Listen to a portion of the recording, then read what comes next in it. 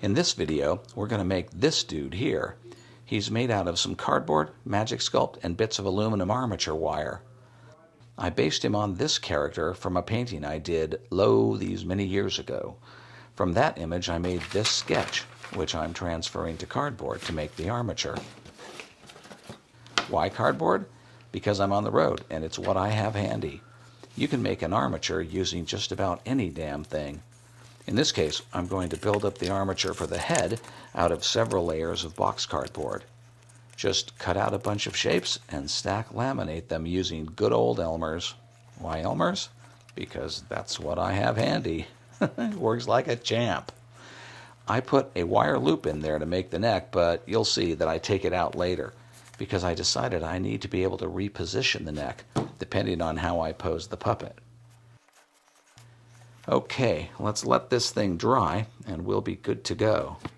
Time to mix up some Magic Sculpt. It's a two-part system consisting of a hardener and resin that you mix together in equal parts. You don't have to weigh it out, you can just eyeball the amounts. Don't mix up more than you need at any one time because it sets up pretty quick. You know you have it thoroughly mixed when it's all one uniform color and the streaks are gone. When you first mix it, it's soft and tacky, and I just rough out the forms without trying to be too precise. Just get the masses approximately right. It's easier to refine the shape when the clay has set up a little and lost its tackiness. Then it will hold its shape better. Also, the surfaces will be easier to smooth.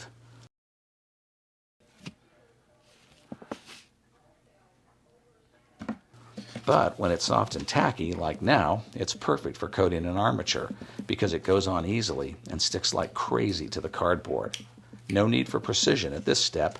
You just want to get the basic buildup of clay laid on the armature as quickly as possible.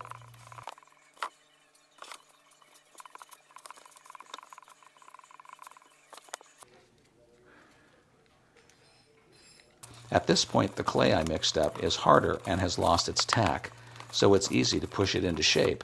But it's also easy to cut using a sharp blade like this scraper. It will hold sharp edges and nice, clean, straight surfaces. Also, when you roll it out like I'm doing here, the clay is stiff enough to make a nice even tube with a smooth surface. See? It's not at all lumpy. I want the mouth to have a curved shape to match the final shape of the head, so I'm forming it here on this plastic cup. I'm smoothing it with some water, and I'm using a piece of wire to form the mouth. When the clay is firm, it's easy to make these kinds of marks in it. The clay won't stick to the cup, and I can put it aside while it cures. A few hours have passed, and the pieces I did earlier have set up nice and firm. Magic Sculpt sticks to itself beautifully, and you can build up the forms using layers. Here I am adding mass to the nose. Knowing what cure stage the clay is at is critical to how you use it. Making these little eyeballs is much easier after the clay has lost its tackiness. And when the clay is hard, it can be sanded, carved, and machined like most hard plastics. I like sanding for general smoothing and refining of shapes. Some sculptors prefer to do all of the smoothing in the clay stage, but I like to work with materials that can be worked both hard and soft, combining additive and subtractive sculpture in a single material. Like this little eyeball is fully cured, and here I'm just sanding the back flat. I think it's easy and quick to do it this way.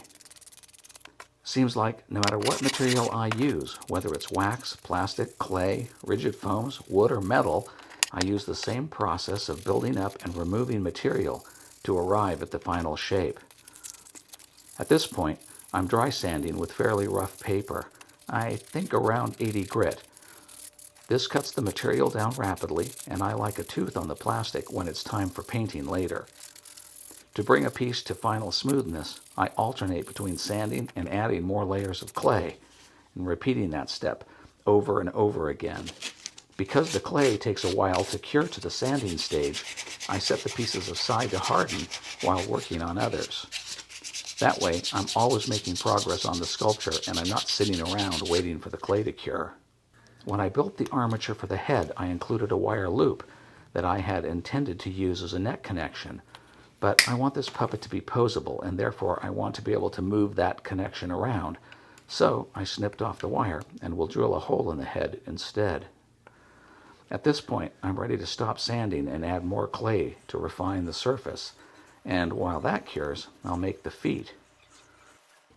The clay is at the stage where it can be rolled out, but it's still a bit tacky. You can tell by how it sticks to the scraper, but it's workable and I'm able to shape it easily. At this point, I let the clay cure up more before poking these holes, which are really just a guide for where I will drill out the feet. I'll drill all the way through them and into the base. That way the legs will attach to the base and extend all the way up into the body. Here, the clay is firm enough for me to roll out the soles of the shoes.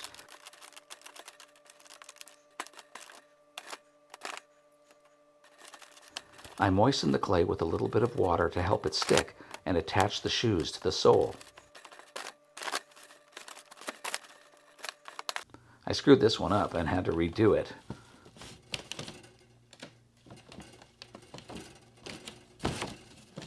The clay is trimmed only to a rough size. I'll wait till it dries, then carve and sand it to its finished shape. Now I'm going to make the socks, or whatever that shape is that sits on top of the shoes. I'm rolling out a little cylinder, and the clay is quite hard at this point, otherwise it wouldn't withstand this kind of shaping.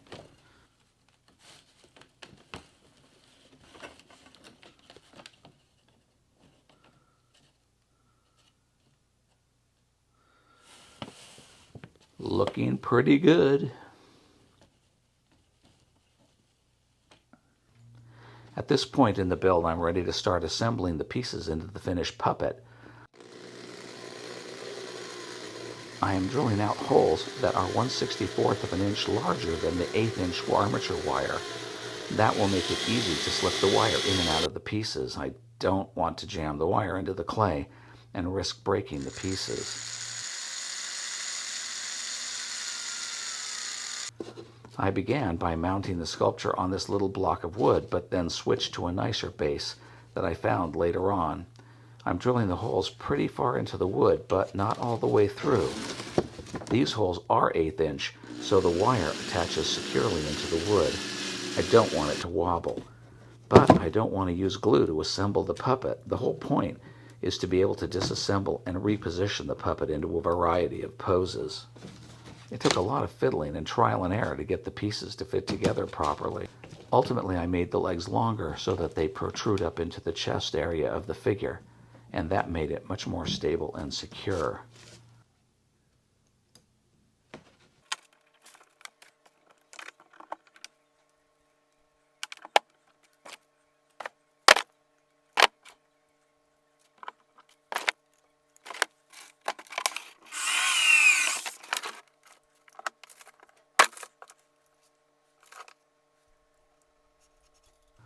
The last holes to drill were the arms.